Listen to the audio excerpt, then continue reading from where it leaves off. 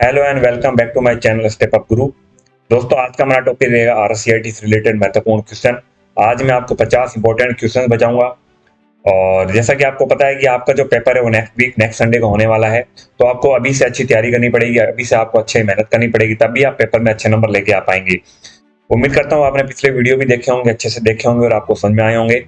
ये वीडियो भी आपके नए सिलेबस पे आधारित है। उम्मीद करता हूँ आपको ये वीडियो भी पसंद आएगा।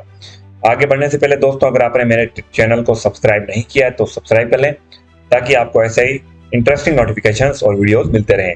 देख लेते हैं हमारा पहला क्वेश्चन क्या कह रहा है।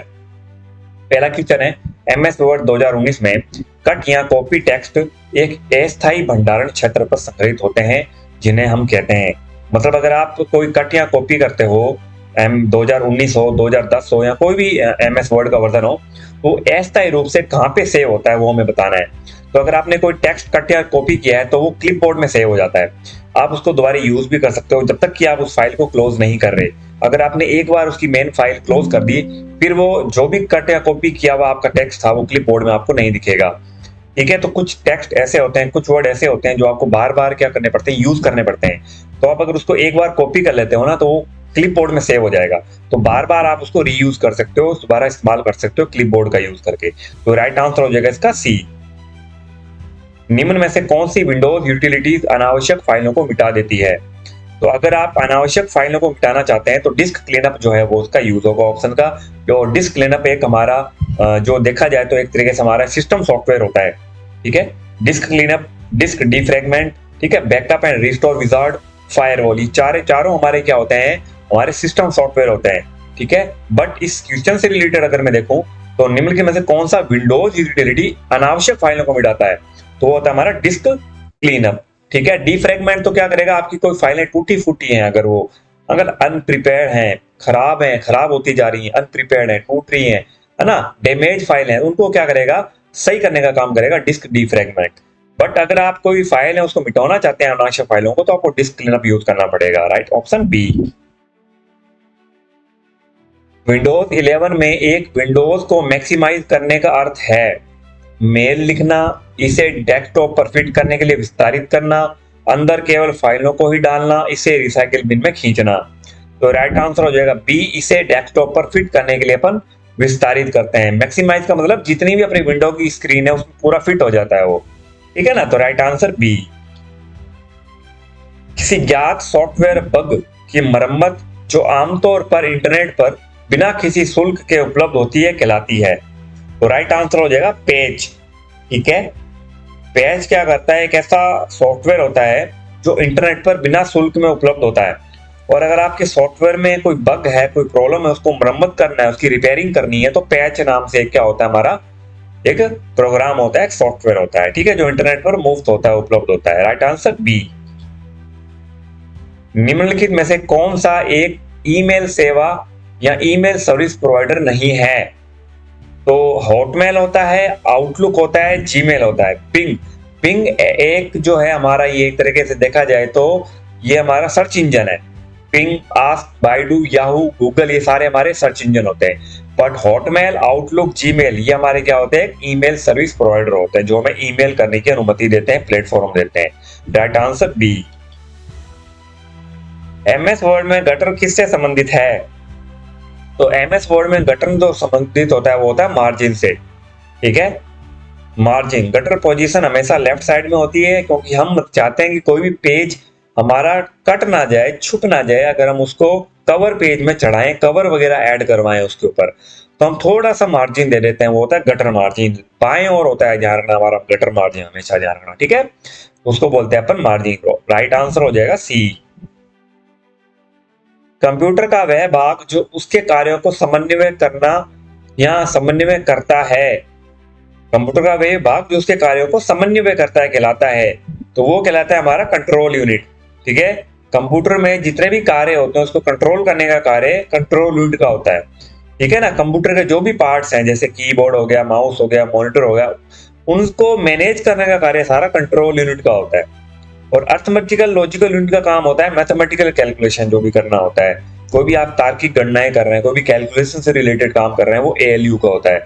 बट सीयू का कार्य होता है जो भी कंप्यूटर में भाग अलग से अपने ऐड कर रखे हैं, कीबोर्ड, माउस, मॉनिटर, प्रिंटर, इनको काम करने के लिए, वर्किंग करने के लिए उनको तैयार करना, उनको वर्क करने के लिए तैयार करना, उनको कंट्रोल करना, वो सडन से वर्क कर रहे हैं कि नहीं कर रहे, उनका ध्यान रखना, सारा काम कंट्रोल रूम का होता है। Right answer D. संक्षिप्त नाम जीबीपीएस का पूर्ण रूप क्या है? तो जीबीपीएस का पूरा नाम होता है गीगाबिट्स पर सेकेंड। ये इंटरनेट की स्पीड हो सकती है, इंटरनेट की स्पीड जीबीपीएस में मापी जाती है, ध्यान रखना, एमबीपीएस, जीबीपीएस, ठीक है। Right answer D, gigabits per second होती है इसकी पूरा नाम। मेमोरी की इकाइयों टीबी, केबी, जीबी, एमबी को सही क्रम में व्यवस्थित कीजिए। तो पहले बढ़ते हुए क्रम में बताना, मतलब पहले बड़ी संख्या आनी चाहिए, यानी घटते हुए क्रम में, ठीक है। तो पहले टीबी आता है, टीबी के बाद हमारा जीबी आएगा, जीबी के बाद एमबी, फिर केबी, यानी टीबी मतलब टेराबाइट, 1024 गीगाबाइट होता है इसमें। फिर आ जाता है जीबी, 1 जीबी बराबर 1024 एमबी। फिर आता है 1 एमबी बराबर 1024 केबी, ठीक है। और फिर आ जाता है 1 केबी, 1024 बाइट्स, ठीक है। राइट आंसर हो जाएगा सी। क्वेश्चन नंबर 10, एमएस एक्सेल 2019 में निम्नलिखित में से कौन सा चार्ट का प्रकार नहीं है? ठीक है, तो क्लस्टर बार होता है, स्टक्ड लाइन होता है, डाउननट होता है, रेक्टेंगल नाम से कोई भी हमारा एमएस एक्सेल 2019 में चार्ट नहीं होता, ठीक है। तो राइट आंसर डी, रेक्टेंगल। जो डाउननट है ना, पाई चार्ट का एग्जांपल है, ठीक है, और क्लस्टर बार चार्ट का, और स्टक्ड लाइन लाइन चार्ट का, ठीक है। सीपीयू निम्नलिखित में से दो घटकों से बना है, एएलयू और सीयू, ठीक है। सीपीयू के मुख्य दो घटक होते हैं, अर्थमेटिकल लॉजिकल यूनिट और कंट्रोल यूनिट, ठीक है। Right answer A. निम्नलिखित में से कौन कंप्यूटर सिस्टम में हार्डवेयर के उदाहरण है? इनपुट और आउटपुट डिवाइस, ठीक है। कंप्यूटर में दो मेन हार्डवेयर होते हैं, इनपुट डिवाइसेस और आउटपुट डिवाइसेस। इनपुट डिवाइसेस में आ जाते हैं कीबोर्ड, माउस, ठीक है, एमआईसीआर, बीसीआर, ओसीआर, एमआईसीआर, ठीक है ना, बारकोड रीडर, ठीक है, joystick, track ball, touch pad, touch screen, ये सब हमारे इनपुट डिवाइसेस में आते हैं। और आउटपुट डिवाइसेस में आ जाते हैं printer, monitor, speaker, plotter, projector, ठीक है ना, ये सारे हमारे आउटपुट डिवाइसेस में आते हैं। तो right answer A. NVSP portal का उपयोग निम्नलिखित में से नहीं किया जाता, मतलब ये जो वेबसाइट दे रखी है, पोर्टल दे रखा है, एनवीएसपी जो वेबसाइट है, पोर्टल है, वो निम्नलिखित में से किसके लिए नहीं है, किससे संबंधित नहीं है? तो आप मतदाता की सूची में अपना नाम खोज सकते हैं, अपने बूथ, एसी और पीसी को जानने के लिए, नए मतदाता के पंजीकरण के लिए ऑनलाइन आवेदन कर सकते हैं। ये तीनों कार्य होता है, बट आप ईमेल नहीं भेज सकते अपने वोटर्स को, मतदाताओं को। तो राइट आंसर हो जाएगा डी, ये इसकी विशेषता नहीं है। कंप्यूटर सिस्टम का प्रत्येक घटक या तो हार्डवेयर होता है या सॉफ्टवेयर होता है, ठीक है। कंप्यूटर के जो भी घटक हैं या तो हार्डवेयर होंगे, जैसे मैंने आपको बताया इनपुट और आउटपुट डिवाइस तो सारे हार्डवेयर होते हैं। सॉफ्टवेयर भी होते हैं हमारे, जैसे कि भी मैंने बताया एप्लीकेशन सॉफ्टवेयर और system software, utility software, server software, ठीक है ना, ये सारे हमारे सॉफ्टवेयर होते हैं। तो कंप्यूटर बेसिकली दो घटकों से काम करता है, हार्डवेयर और सॉफ्टवेयर। बिना हार्डवेयर और सॉफ्टवेयर के कंप्यूटर किसी काम का नहीं है। अगर आपके कंप्यूटर में सॉफ्टवेयर है और हार्डवेयर नहीं है तब भी आप काम नहीं कर सकते, और अगर हार्डवेयर है और सॉफ्टवेयर नहीं है तब भी आप कोई कार्य नहीं कर पाओगे। तो right answer A. MS Word में आपको कई दस्तावेजों को एक साथ देखने और तुलना करने की अनुमति देता है, ठीक है ना, इसका राइट आंसर हो जाएगा स्प्लिट स्क्रीन, ठीक है। एमएस वर्ड में स्प्लिट स्क्रीन आपको कई दस्तावेजों को एक साथ देखने और तुलना करने, कंपैरिजन करने की अनुमति देगा। जैसे मान लो आप दो अलग अलग एमएस वर्ड की फाइल खोल रखी है, तो जो कंप्यूटर की जो स्क्रीन है ना, उन दोनों के बीच में और ऊपर और नीचे दोनों तरफ क्या हो जाएगा, एमएस वर्ड की फाइल आ जाएगी, स्प्लिट होके, आधी आधी, हाफ हाफ। तो वो काम होता है हमारा स्प्लिट स्क्रीन का। आप एक से दो से ज्यादा भी कर सकते हो, 3 4 कितनी भी आप कंपेयर कर सकते हो। Right answer A. पोर्टल का उपयोग मुख्य रूप से बस टिकट बुक करने के लिए किया जाता है, तो आरएसआरटीसी, ठीक है ना, option C, Rajasthan state roadways tourism corporation, ठीक है, राइट आंसर सी। और रेलवे के लिए IRCTC, Indian Railway Catering Tourism Corporation. और एनवीएसपी तो होता है ये वोटिंग वगैरह के लिए, वोटर वगैरह के लिए, ठीक है। और पीएस ये होता है पासपोर्ट सेवा केंद्र। अगर आप पासपोर्ट वगैरह बनवाना चाहते हो तो आपको पीएस के जाना पड़ेगा ऑनलाइन, ठीक है। राइट आंसर हो जाएगा हमारा इस क्वेश्चन का ऑप्शन सी। निम्न में से लिब्रे ऑफिस कैल्क स्प्रेडशीट का फाइल एक्सटेंशन है? जो लिब्रे ऑफिस है, एमएस ऑफिस की तरह ही होता है ये, ठीक है ना, बट यहाँ पे कैल्क दे रखा है, तो स्प्रेडशीट मतलब एक्सेल से संबंधित काम होता है इसमें।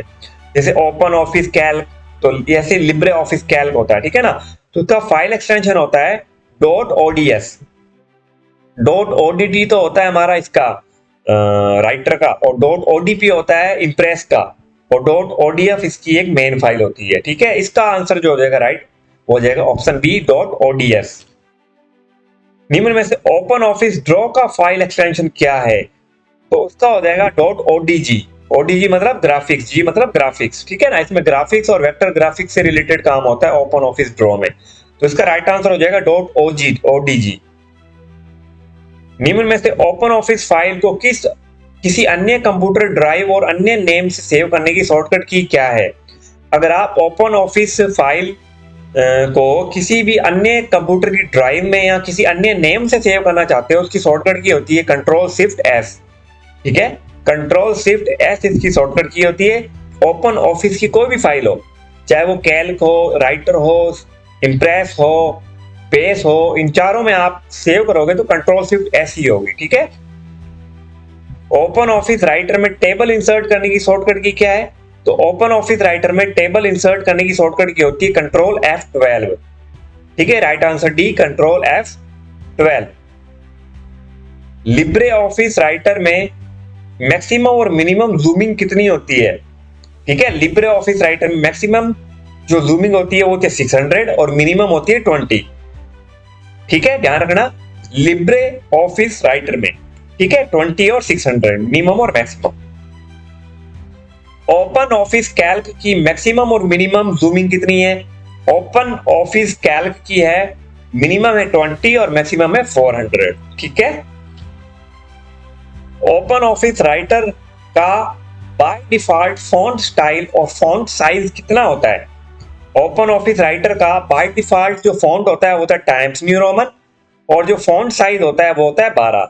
बट अगर यहीं पे अगर पूछ लिया जाए एमएस वर्ड 2019 का बाय डिफॉल्ट फॉन्ट स्टाइल और फॉन्ट साइज कितना होता है, तो बाय डिफॉल्ट फॉन्ट स्टाइल होता है कैलिबरी और बाय डिफॉल्ट फॉन्ट साइज होता है 11, ठीक है, अरे ध्यान रखना।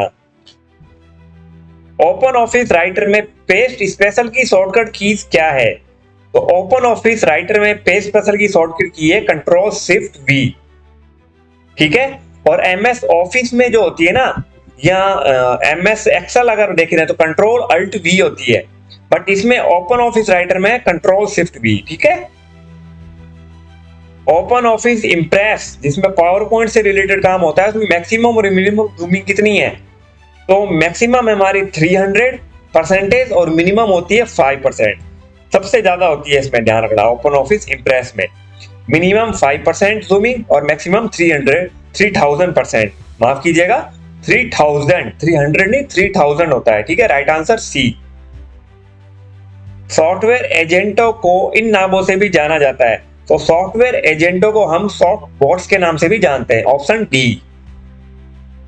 विंडोज 11 में एकीकृत कौन सी टेक्निक यूजर को अपने पीसी पर एंड्रॉइड ऐप चलाने में सक्षम बनाती है, तो राइट आंसर हो जाएगा माइक्रोसॉफ्ट स्टोर, ठीक है। विंडोज 11 अगर आप खोलोगे और स्टार्ट मेन्यू में जाओगे तो उसमें आपको माइक्रोसॉफ्ट स्टोर मिलेगा, विंडोज स्टोर के नाम से नहीं मिलेगा। बट अगर एग्जाम में मान लो माइक्रोसॉफ्ट स्टोर नहीं दे रखा है और विंडोज स्टोर दे रखा है तो आप विंडोज स्टोर चूज करेंगे, ठीक है। बट अगर माइक्रोसॉफ्ट स्टोर दे रखा है तो आप माइक्रोसॉफ्ट स्टोर ही चूज करेंगे इधर, ठीक है। Right answer B. जीयूआई की कौन सी विशेषता नहीं है जो यूजर के लिए किसी प्रोग्राम को लिखना आसान बनाती है, तो जो हमारी ग्राफिकल यूजर इंटरफेस होता है हमारा, ठीक है, तो उसकी कौन सी विशेषता ऐसी नहीं है जो यूजर को किसी प्रोग्राम को लिखने के लिए आसान बनाती है, ठीक है ना। तो राइट आंसर हो जाएगा डिटेल्स की स्ट्रोक एंड कमांड्स, ठीक है। क्यों, क्योंकि जीयूआई का मतलब होता है हमारा ग्राफिक्स, बट जो हमारे ये कमांड्स वगैरह होते हैं ना, डिटेल की एंड स्ट्रोक्स, ये यूज होते हैं हमारा डॉस में, डिस्क ऑपरेटिंग सिस्टम, ठीक है ना, जो CLI command line interface base पे काम करेगा, जिसमें सिर्फ कमांड्स होती है, उसमें ग्राफिक्स का यूज ही नहीं होता, ठीक है ना। बाकी डायलॉग बॉक्स, ये ऑप्शन सेकंड जो है WISWIG, ठीक है ना, और आइकन्स, ये तो ग्राफिक्स यूजर इंटरफेस में होते हैं, कमांड्स में थोड़ी होते हैं, CLI में थोड़ी होता है, उनको आइकन ही नहीं होता, ठीक है ना। Right answer D. वाईफाई मानकों को परिभाषित करने के लिए कौन सा संगठन जिम्मेदार है?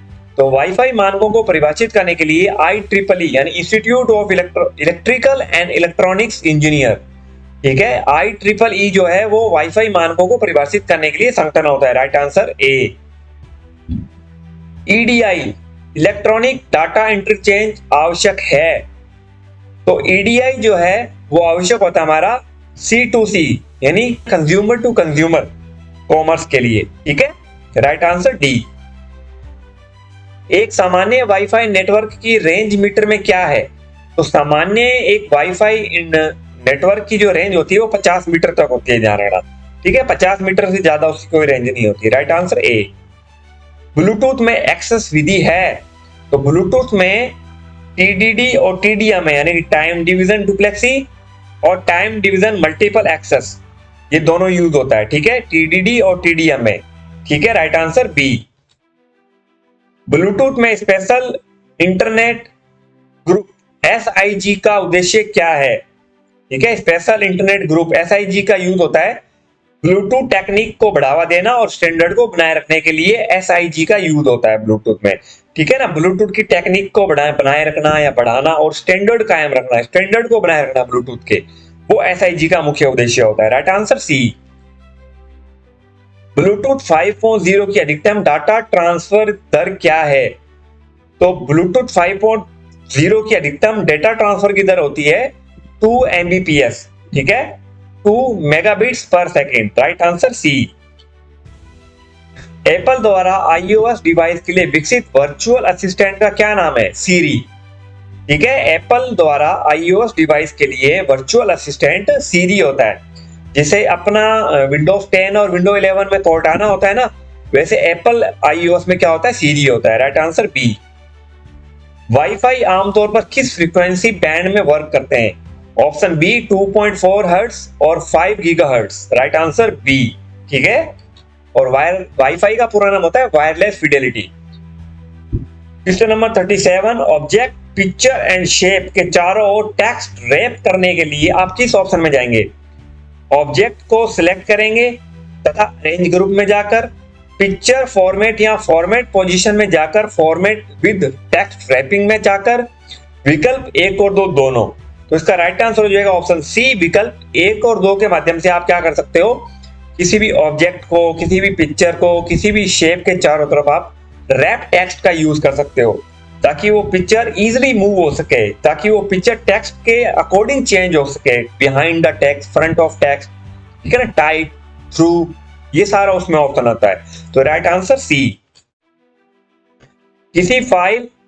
कौन सी फाइल MS वर्ड प्रोग्राम को शुरू करती है? तो राइट आंसर हो जाएगा winword.exe। अगर आप रन में जाके winword.exe डालोगे तो MS वर्ड की फाइल खुल जाएगी, ठीक है। Right answer A. निम्न में से कौन सा operating system graphical user interface का एक उदाहरण नहीं है? तो ग्राफिकल यूजर इंटरफेस का अगर मैं देखूं तो ऑप्शन जो हमारा डी है, यूनिक्स, ठीक है ना। लाइनेक्स हमारा ग्राफिकल यूजर इंटरफेस होता है, मैक OS होता है, विंडोज 8.1 होता है, ठीक है। तो जो हमारा यूनिक्स होता है वो हमारा ग्राफिकल यूजर इंटरफेस का उदाहरण नहीं होता, बल्कि CLI का होता है, कमांड लाइन इंटरफेस, जैसे यूनिक्स और डॉस, डिस्क ऑपरेटिंग सिस्टम, ठीक है। राइट आंसर हो जाएगा इसका डी। निम्न में से कौन सा ऑपरेटिंग सिस्टम मल्टीटास्किंग वास्तव में लागू नहीं करता? कौन सा ऑपरेटिंग सिस्टम जिसमें अपन मल्टीटास्किंग यानी एक से ज्यादा कार्य नहीं कर सकते? तो विंडोज 98 में होता है, विंडोज XP में होता है, ठीक है। इन दोनों में आप कर सकते हो, बट यूनिक्स और MS DOS ये हमारे CLI है, कमांड लाइन इंटरफेस है, जहां पे सिर्फ कमांड्स यूज होती है। आप मल्टीटास्किंग काम नहीं कर सकते, एक वक्त में एक प्रकार का कार्य होगा, ठीक है। राइट आंसर इसका क्या हो जाएगा? हमारा ई हो जाएगा, ठीक है। क्वेश्चन नंबर हमारा 41, माइक्रो ब्लॉगिंग का निम्न में से कौन सा एक उदाहरण है? तो ट्विटर। माइक्रो ब्लॉगिंग मतलब जिसमें अपन सिर्फ 120 कैरेक्टर ही टाइप कर सकते हैं, से ज्यादा कैरेक्टर टाइप नहीं कर सकते, वो होता हमारा माइक्रो ब्लॉगिंग यानी Twitter. Power point presentation frequently से उपयोगी है। तो पावर पॉइंट प्रेजेंटेशन कहाँ ज्यादा उपयोग में होता है, कहाँ इसका ज्यादा उपयोग किया जाता है, किस लिए किया जाता है? टीचर के लिए नोट्स आउटलाइन की तरह, स्टूडेंट्स के लिए प्रोजेक्ट प्रेजेंटेशन की तरह, प्लानिंग की सूचना के संचार की तरह और उपरोक्त सभी। तो पावर पॉइंट प्रेजेंटेशन का इन तीनों में यूज होता है। टीचर्स भी यूज कर सकते हैं, स्टूडेंट्स भी यूज कर सकते हैं अपने प्रोजेक्ट के लिए और प्लानिंग वगैरह करने के लिए, सूचना इन्फॉर्मेशन वगैरह के लिए, संचार वगैरह के लिए, कम्युनिकेशन के लिए हम इसका यूज कर सकते हैं। Option D.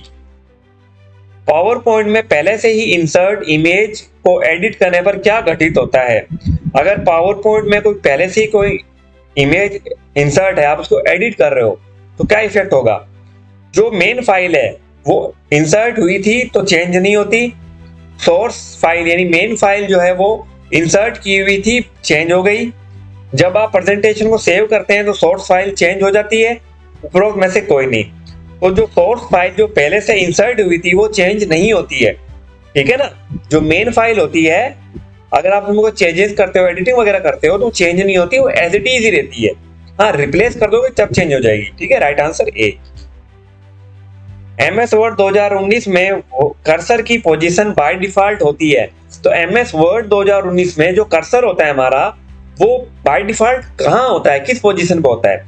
वो होता है हमारा लेफ्ट पोजीशन पे, क्योंकि हम जब भी लिखना स्टार्ट करते हैं तो लेफ्ट से राइट ही मूव ऑन होते हैं, ठीक है ना। तो राइट आंसर हो जाएगा लेफ्ट।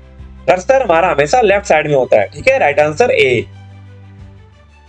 विंडोज 11 में एक सॉफ्टवेयर इंस्टॉल नहीं किया जा सकता। विंडोज 11 में अपन सॉफ्टवेयर इंस्टॉल नहीं कर सकते इंटरनेट से, सीधे विंडोज स्टोर से, CD पेन ड्राइव से या वर्ड फाइल का उपयोग करके। तो आप इन तीनों से अपने सॉफ्टवेयर को इंस्टॉल कर सकते हो, इंटरनेट से भी कर सकते हो, विंडोज स्टोर से भी कर सकते हो, और CD, DVD या पेन ड्राइव से भी कर सकते हो। बट MS वर्ड तो एक एप्लीकेशन सॉफ्टवेयर है, एप्लीकेशन सॉफ्टवेयर को सॉफ्टवेयर थोड़ा डाउनलोड करेगा। Right answer D. निम्न में से कौन सा एक प्रकार का यूजर विंडोज 11 में नहीं है? तो स्टैंडर्ड होता है और एडमिनिस्ट्रेटर यूजर होता है, ठीक है ना। यूजर अकाउंट, स्टैंडर्ड अकाउंट भी होता है, एडमिनिस्ट्रेटर भी होता है, दोनों होते हैं, ठीक है ना। ऑप्शन सी, ए और बी दोनों राइट होते हैं। निम्न में से आप प्रोग्राम को विंडो 11 में अनइंस्टॉल कर सकते हैं। आप कैसे प्रोग्राम को अनइंस्टॉल करेंगे? सेटिंग, ऐप एंड सर्विसेज में जाके, कंट्रोल पैनल के प्रोग्राम और प्रोग्राम एंड फीचर में जाके, टास्क बार। तो इसका राइट आंसर हो जाएगा ऑप्शन डी, ए और बी। इन दोनों से अपन क्या कर सकते हैं, अपने प्रोग्राम को अनइंस्टॉल कर सकते हैं, कंट्रोल पैनल में और सेटिंग में जाके, ठीक है। कौन सी सेकेंडरी मेमोरी का प्रकार नहीं है? तो सेकेंडरी मेमोरी जो है हमारी, एक तो सॉलिड स्टेट ड्राइव होती है, SSD, हार्ड डिस्क होती है, और पेन ड्राइव होते हैं। रैम जो होती है हमारी, रैंडम एक्सेस मेमोरी है, प्राइमरी मेमोरी होती है, ठीक है। Option C. निम्न में से कौन सा मेमोरी डिवाइस मुख्य रूप से गति के मामले में कैश मेमोरी के समान है? तो कैश मेमोरी के जो समान है स्पीड के मामले में होता है हमारा फ्लैश ड्राइव या flash memory. Right answer A, ये हमारी कैश मेमोरी के समान ही होता है स्पीड के मामले में, ठीक है। Question number 50 last.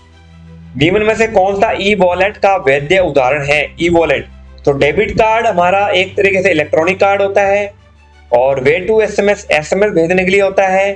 पेटीएम हमारा क्या होता है? ई वॉलेट होता है। बट क्रेडिट कार्ड हमारा क्या होता है? एक तरीके से इलेक्ट्रॉनिक कार्ड होता है। तो हमारा जो राइट आंसर हो जाएगा पेटीएम, जो हमारा ई वॉलेट है, ठीक है। क्रेडिट कार्ड और डेबिट कार्ड हमारे क्या होते हैं? एक तरीके से इलेक्ट्रॉनिक, देखा जाए तो प्लास्टिक कार्ड होते हैं, ठीक है। डेबिट कार्ड, क्रेडिट कार्ड, ये हमारे इलेक्ट्रॉनिक प्लास्टिक कार्ड होते हैं।